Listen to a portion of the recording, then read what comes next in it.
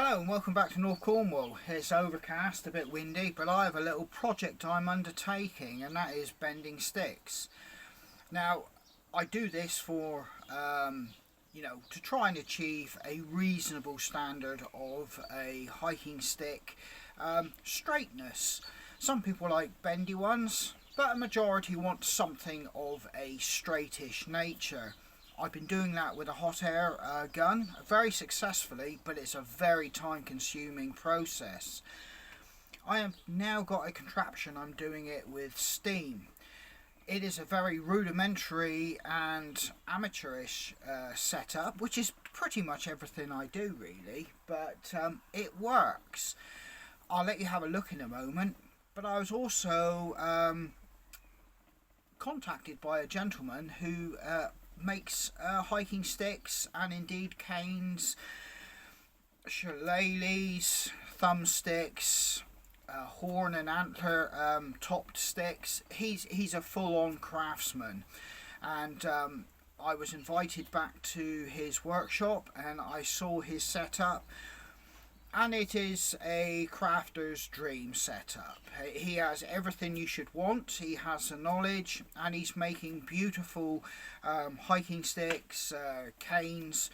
Like I said, every kind of stick that you could think of he's making in there, and to a grade A quality of craftsmanship. He is a crafter. He takes his time and he's producing beautiful works, and it was very much a introductory to myself to that top notch and level of craftsmanship. I am a crafter. I make hiking sticks very cheaply, which the general public purchase to use and abuse, and they serve that purpose. But he's making beautiful sticks which, you possibly wouldn't want to be whacking around undergrowth and throwing over hedges and things like that. They are works of art in all intents and purposes, and he's put a lot of time into them. But I came away with a plastic tube with an end cap, and I've been able to manufacture myself a steamer, and I'll let you have a look. It's up to temperature there, and it's producing steam, and it's sending steam into the chamber. How I'm producing that steam, I just have to say, is not what I would call a particularly safe method, because you're dealing with fire, steam and pressure.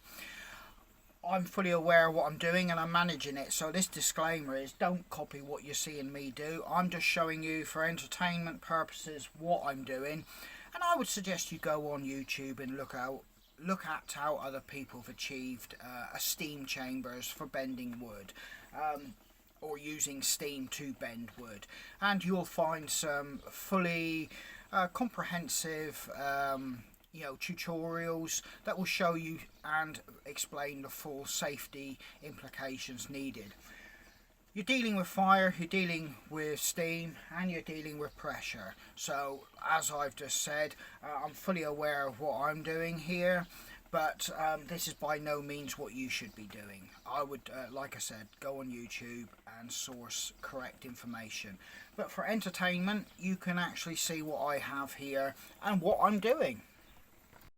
Right there, you can see I've got a fire, I've got an old camping kettle, and I've got some adapters going into it to take a lot of steam. I am losing a little bit of steam there, but enough of it is making its way into the chamber. Obviously, I'm heating up the kettle. It's full of water.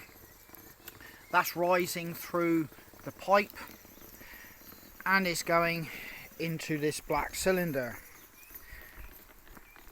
The end is obviously capped off, but you can see water dripping. That's important because you do not want a build-up of water. And as you can see, it's running away. There is a fair bit, and that also allows a build-up of pressure to be released there also. You do need to keep that pipe so that no build-ups of water can happen, because if you get a build-up of water, steam can't push through it. So you have to be able to judge it so that any water in this bit here will run down in the tube and exit and from here it will just run back down into the kettle and reboil. You can see at the very end, all I have over it is a rag, and that is just keeping the steam in. As you can see the steam coming out there now, and you can hear it gurgling away. It's ready for me to load my sticks in, which I've got prepared, and I will let them sit there cooking for about an hour. Now you can see that rag over the end of the pipe here, as you can see, is actually just beginning to move, almost like a drum being beat on the end of it. That's pressure inside there where it's escaping. Now these rags or the end of the pipe, you know, I cannot block off. I know it's tempting to think you'd be keeping heat and steam in, but if you block it off so there is nowhere for the steam to, or heat as well, and the pressure to vent off, it would just build up to such a pressure it could potentially explode out. You have to bear that in mind, and that's why I'm talking about this is an extremely dangerous practice if you're not aware of what you're doing or how to control it. And like I said, I would definitely seek out more professional methods. But yeah, for entertainment purposes, you're sort of like beginning to get the gist of what I've got going on here. And it is as rudimentary and basic as what you could possibly manufacture up within a few short moments of time. So just having a look at some of last night's sticks, there is, you know, they're lovely and straight. They're just what I want to make a hiking stick. I've left a curve there for a handle, but the stick itself is absolutely dead on straight. This one here, you know, it's a chunky sized piece of wood, but I've managed, this was really badly curved, but it's all straightened out lovely. Same with this one. You know, this is all stuff I can make nice hiking sticks with. And some of the my, shall we say, stock sticks here, you can, or blank shall I say, you can see what you're dealing with here. If I kind of show you once they've dried, you can see those bends there. And you know, doing it with a heat gun just absolutely eats into your day and your time.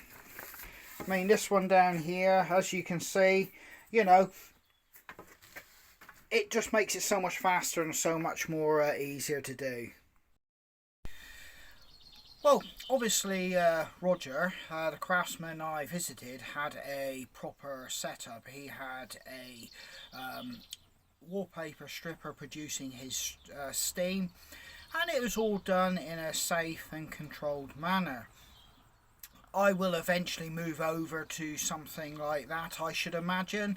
At the moment I'm just trying to get as many sticks as I can cut, straightened and processed, so I don't have to keep doing this well, using this setup as I'm doing here now. But while I'm using it, I'm able to get, you know, fantastic results, and I understand why most people do suggest you know, steam bending is a better scenario for bending wood than using dry heat from a heat gun, although I have been doing it for many years myself. It is something that you know, I do feel that this will be a game changer for me to save time, although, you know, during the winter months I will not be able to use this because obviously due to the cold weather I would probably lose too much, should we say, steam conduction to the wood through the cold atmosphere around the pipe. So it will need to be moved indoors with a steamer at some point. But like I said, while I've got the weather with me, I'm going to try and get as much as I can done with the setup I have here. Every 20 minutes I'm having to top the kettle up with warm water just to keep the steam rolling, and it's taking about an hour, so I need to top that kettle up on average about 3 times, so I get 20 minutes I can walk away and leave this. But obviously I've got young kids in the garden, so obviously I've still got to be around to manage this. The actual pipe is just uncomfortable to put the hand on. Further down to the middle, you don't even want to put your hand there. So obviously I'm putting the thicker ends down here of the sticks and leaving the thinner ends up here. God, just breathed in a load of smoke then, didn't want to do that. That's another disadvantage of this setup. But no, like I said, the thicker ends are going down here because this is obviously the hotter end of the tube. Like I said, it's definitely, you know, it's uncomfortable, and you can see steam just beginning to come out of that rag setup there. But like I say, for the disadvantages, I'm able to get some sticks actually done this way. But it does need monitoring while you're out here, because like I said, you've got to keep the actual water topped up. You've got to make sure as the wood burns down, your kettle obviously isn't falling into it. You've got to make sure not too much heat is going to those plastic pipes, and you've got to make sure all the water's draining and nothing's getting blocked. So it's by no means something I can just put going and just walk away from, but I don't have to literally be each individual piece of wood. Like I said, I can get 4 pieces done in an hour, where I would be a really bad piece, possibly heating up. It was just tedious doing it the other way. So yeah, I'm going to in the next 20 minutes just show you how easy it is to bend one of these sticks in a moment. Well, I'm taking a stick out. You can see the steam coming out, so you have to be careful. Just pick one. There, take it out. It will be wet. Close that again. Get a glove on. You can see it's steaming. Basically, I've got to look, see what needs bending. I can see it's here. And you can see how pliable that is. It's just actually bending really easy. And I can work all the way along it, whereas before I couldn't do that. I had to do each individual bend. So this gives me a more chance to actually get the stick straighter, or as straight as I want it. And that is perfectly straight, and all I do then is just chuck it up here and allow it to cool off, and that's as quick as you can do a stick.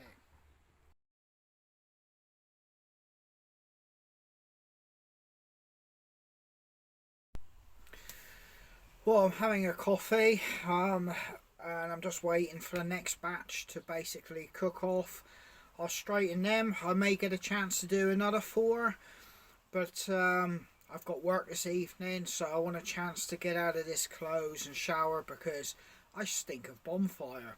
This isn't something I want to do long term or as a permanent measure. I will get a proper steamer. The tube itself and everything like that will remain, and the pipe work is just the mechanism for providing the steam. So I hope you kind of got the measure of what I'm doing here. You can see how I'm going about things. Like I said, go and do it properly. Don't do what I'm doing.